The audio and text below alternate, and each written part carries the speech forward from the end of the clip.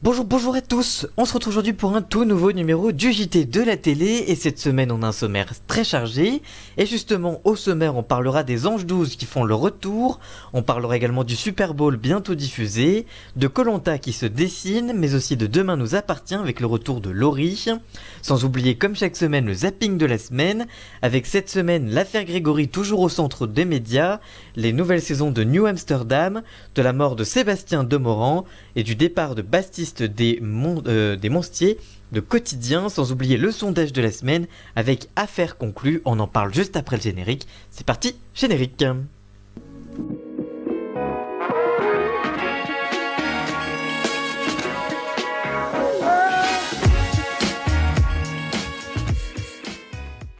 Comme chaque année a lieu l'événement sportif le plus dingue de la planète, le Super Bowl. Si en France l'engouement est beaucoup moins fort, deux chaînes vont tout de même le diffuser.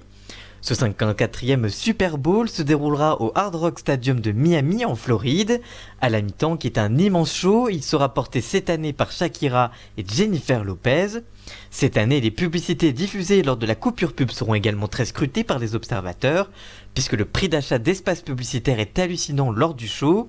Michael Daumler, candidat à la présidentielle 2020, et Donald Trump ont prévu de diffuser une publicité de 30 secondes chacun pendant le match qui leur coûtera à chacun 10 millions de dollars. C'est donc une bataille sportive et politique qui se jouera. Jusqu'en 2018, le match était diffusé sur W9, mais depuis l'année dernière, c'est TF1 qui le propose sur son antenne, commenté par Jean-Pierre Gagic, Philippe Garden et Sébastien Séjean. L'année dernière, le match avait été suivi par 513 000 téléspectateurs, soit 15,4% du public, un score en nette hausse par rapport à 2018, où le Super Bowl avait été retransmis sur W9 devant 347 000 personnes. Et c'est le dimanche 2 février prochain à 23h55 que TF1 retransmettra en direct la finale de la NFL en simultané avec beIN Sport, diffuseur exclusif de la saison de football américain. Les fans l'attendent depuis plusieurs mois, le grand retour de Koh-Lanta, un retour qui se fait attendre mais les premières images ont été dévoilées. Depuis juin 2019 et la fin de la saison 20, Koh-Lanta n'était pas réapparu sur TF1, mais devrait faire son grand retour dans les prochaines semaines. Pour faire patienter les fidèles du programme, TF1 a proposé lors du lancement de la saison 9 de The Voice une bande-annonce pour Koh-Lanta, l'île des héros. Dans cette édition, d'anciens candidats seront de retour, tels que Moussa de la saison 3, Sarah de la saison 12, Claude de la saison 10 et de la saison All-Star 2012, Théoura de la saison 11 et de la saison All-Star 2012, et enfin Jessica de la saison 14. Pour eux, l'aventure débutera sur leur propre île avant de s'affronter au cours de duels pour intégrer l'une des deux équipes. Comme toutes les éditions spéciales, Koh-Lanta, l'île des héros sera un peu plus courte que les saisons classiques. Mais comme je vous le disais, il y a quelques jours, TF1 proposait donc une première bande-annonce de la prochaine saison de Koh-Lanta, sans en révéler la date de diffusion pour le moment. Si on a plus d'informations, évidemment on vous tiendra au courant dans cette émission. Mais je vous propose donc de regarder cette courte bande-annonce qui vous donnera peut-être l'eau à la bouche. On regarde.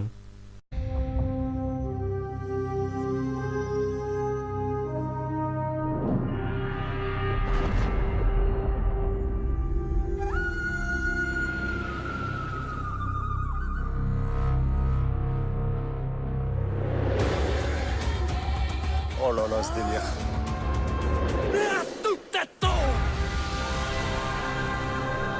Koh-Lanta, l'île des héros, prochainement sur TF1. Voilà pour cette bande-annonce. Avant de passer à la suite de votre JT de la télé, on passe à cette toute nouvelle chronique du zapping des infomédias. Les infos de la télé dont il ne fallait pas passer à côté, c'est tout de suite, juste après ce petit jingle.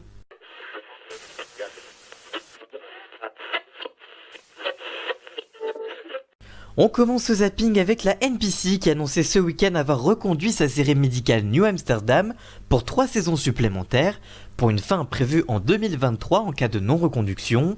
L'annonce a été faite alors que la saison 2 base en plein actuellement aux États-Unis, une saison que la France a vue à partir de cette semaine depuis le 22 janvier dernier, dans la foulée de la première saison actuellement proposée chaque mercredi. On l'a appris cette semaine, le chroniqueur culinaire Sébastien Domoran s'était un mardi à l'âge de 50 ans des suites d'une longue maladie. Il avait été l'un des visages les plus populaires du concours de cuisine amateur de TF1 Masterchef durant 4 saisons entre 2010 et 2013, présenté par Carole Rousseau qui a d'ailleurs réagi sur Télé Loisirs. Je cite: « Je suis en état de choc, extrêmement bouleversé. On s'était parlé en novembre, il m'avait confié avoir des soucis de santé. Il m'avait donc promis qu'on se verrait en janvier. Il était extrêmement pudique et ne m'avait donc pas dit de quoi il souffrait.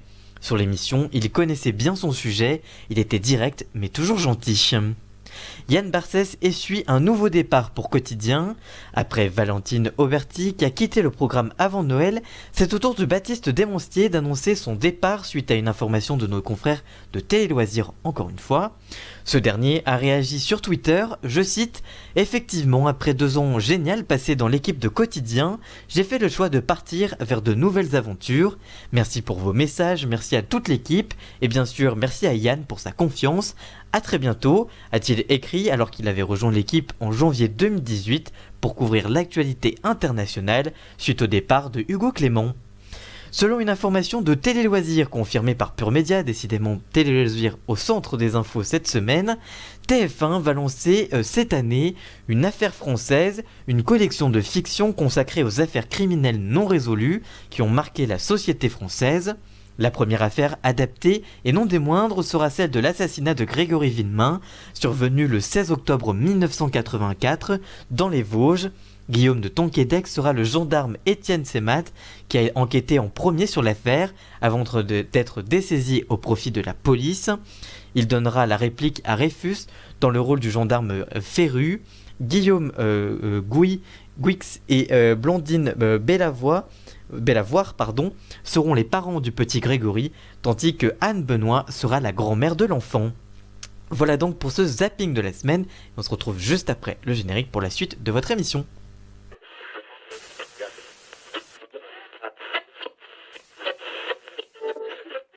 Depuis son départ provisoire de Demain nous appartient, les fans se demandent quand sera diffusé le retour de Laurie. Elle en a dit plus ce week-end sur RTL.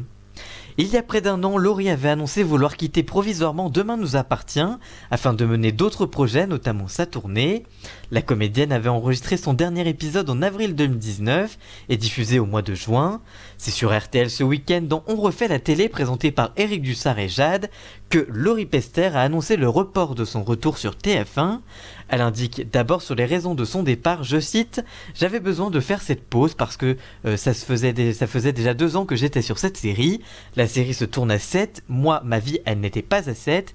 J'avais besoin de temps pour remonter à Paris, passer du temps avec mes amis, ma famille, pouvoir faire d'autres choses. » Elle précise que son retour ne sera pas du tout possible en avril et que son retour se fera, mais que ce sera sans doute dans plus d'1 an. Sur cette future présence, justement, Laurie révèle, je cite: « Si je reviens, ce ne sera pas pour du quotidien tous les jours, mais pour une arche ou 2 arches exceptionnelles. » Depuis 1 an, la production a intégré un nouveau personnage de policier avec Aurore, jouée par Julie Desbézac. Cette dernière a pris beaucoup de place dans le feuilleton avec sa famille, jouée par Kamel Belghazi, Emma Smet et Meima Grezenle, désolé pour son nom, avec notamment l'intrigue événement Origine qui a marqué les téléspectateurs ces dernières semaines. Très bientôt, 14 nouveaux candidats vont tenter de mener à bien leur projet professionnel à Hong Kong dans la nouvelle saison des Anges sur Énergie 12. Pour la première fois, la ville de Hong Kong est investie par les Anges sur un nouveau continent, encore jamais exploité, dans le show l'Asie. Mais ce n'est pas tout, les candidats partiront aussi au Japon, en Thaïlande ou encore à Dubaï. Cette année, c'est 14 nouveaux anges qui vont tenter de mener à bien leur projet professionnel. Et justement, au casting, on retrouve Sarah de Moundir et les apprentis aventuriers, Chloé de la Villa des Cœurs Brisés, Yumi de l'île de la Tentation, Agda de la bataille des couples, Chami vue dans 10 couples parfaits, Angélique dans Koh-Lanta, Anissa des Marseillais vs le reste du monde, Jonathan des Marseillais tout comme Virgile de la même émission, Ilan des Princes et Princesses de l'amour, Jérémy vu dans Top Chef, Rémi de The Voice, Sébastien de 10 couples parfaits et enfin Kevin vu dans Big Bounce. Et oui, c'est tout nouveau.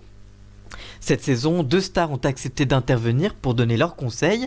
D'abord l'acteur belge Jean-Claude Van Damme et le chef cuisinier Thierry Marx, qui est également le parrain de l'association À chacun son Everest, pour laquelle les candidats se mobiliseront cette saison. L'irremplaçable Fabrice Sopoglion sera de retour pour évaluer le niveau d'investissement des candidats dans leurs projets professionnels. Les moins motivés repartiront en France. Pour pimenter l'aventure, la production fera aussi appel à d'anciens anges qui ont marqué l'histoire de l'émission, tels que Eddie, les jumelles Rawel et Rania, Sofiane, Vanessa Lawrence, Océane et Tiffany notamment. Côté audience, en 2019, la saison 11 des Anges avait convaincu en moyenne 273 000 téléspectateurs et 1,5% du public chaque soir sur la 12. C'était le plus faible score historique pour l'émission, mais avec des très jolis scores sur les cibles jeunes, cibles prioritaires pour la chaîne. Et c'est le lundi 3 février prochain à partir de 18h25 que Énergie 12 lancera la nouvelle saison des Anges nommée Asian Dream, puis à 18h25 tous les autres jours de la semaine jusqu'à la fin de la saison. Et on terminera comme chaque semaine avec un sondage de la semaine.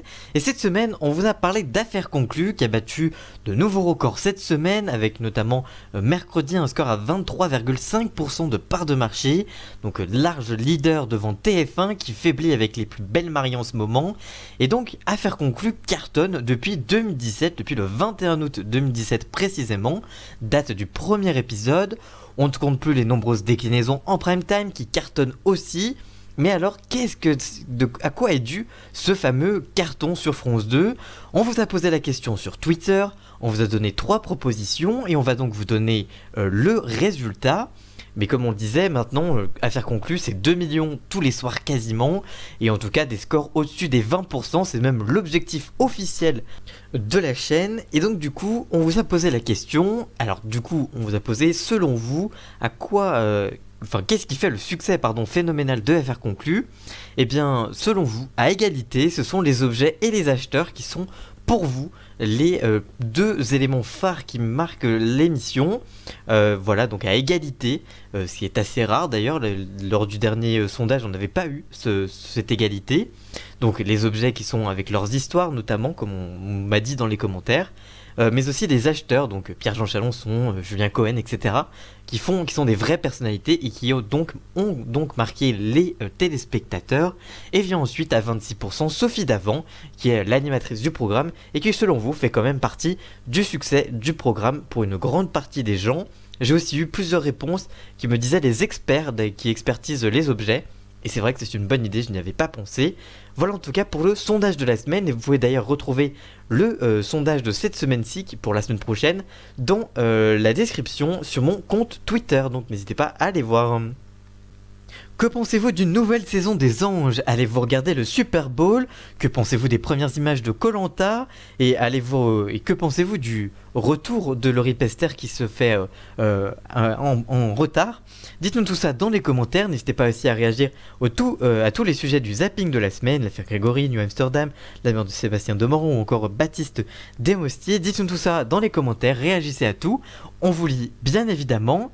Merci d'avoir suivi cette vidéo. Si elle vous a plu, n'hésitez pas à la liker, la commenter, la partager et même à vous abonner. Et nous on se retrouve la semaine prochaine pour un tout nouveau JT de la télé et d'autres vidéos toute la semaine. A très vite, ciao.